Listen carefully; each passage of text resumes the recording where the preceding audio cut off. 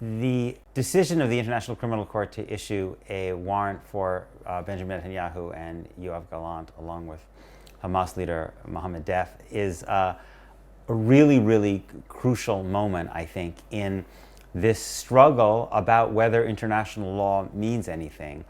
The United States had created these institutions, and the West had created these institutions starting after the Holocaust, and then kind of updating them in the 1990s in a kind of unipolar world to apply to always to countries that were basically America and the West's enemies.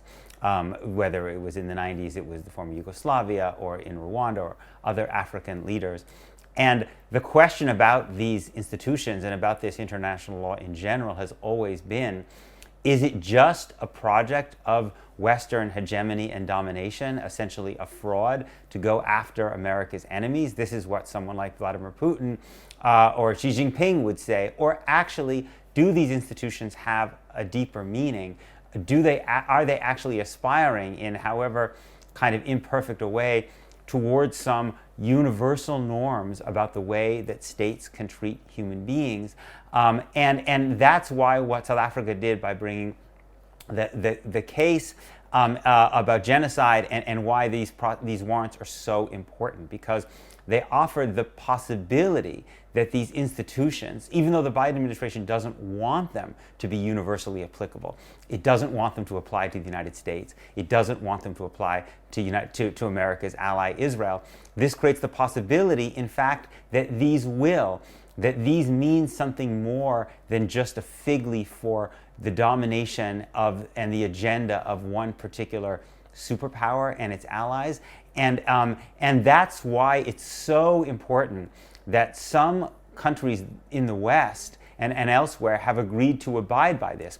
Canada, for instance, have said they will abide by this because they're actually taking seriously the principle that international law and international institutions matter. It's very striking when you see the critics of these warrants.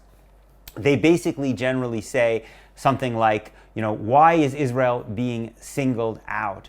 In fact, Israel isn't being singled out by any reasonable measure. The level of destruction of civilian human life in Gaza is just astonishing. There are more child amputees in Gaza now than in any other conflict in modern history, and this is in a territory with only 2 million people. Many, many more children have been killed than in Ukraine, which is a country 20 times the population. So if you apply a universal standard here, then you have to apply it to Israel. And so essentially what the critics are saying is this should not apply to Israel because Israel is an American ally in the West, or sometimes they make some version of because there should be some kind of permanent exception for a Jewish state because Jews are history's permanent victims of these kind of human rights atrocities and cannot be its perpetrators. But Jews are human beings, and states that speak in Jews' name are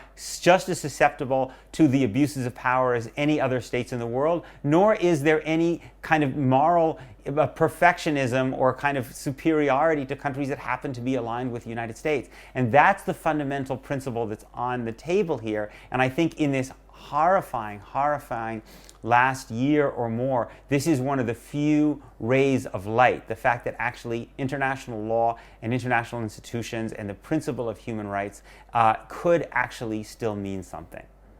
I think the other really critical thing about these warrants is this is the implementation, the potential implementation of a legal, non-violent effort to basically to hold Israel accountable and to create the possibility of moving towards justice and freedom for Palestinians.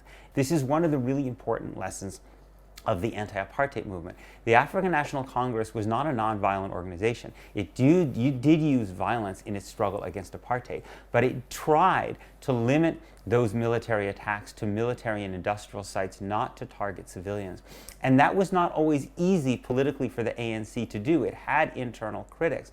And one of the reasons that I think the ANC was able to hold to that very, very important kind of moral position in a way that Hamas has not is because the ANC could tell Black South Africans that actually these efforts, which were in accordance with international law, that they were actually getting somewhere, that a global anti-apartheid movement, which was imposing sanctions, which was boycotting, which was kicking South Africa out of international sporting events, which was passing resolutions at the UN and through other international institutions, that could show Black South Africans that there was an alternative to violent resistance that targeted civilians. And I think one of the things we have to do is show Palestinians that these kind of efforts have a chance of success. The US and Israel have done their best to try to ensure that these efforts always fail.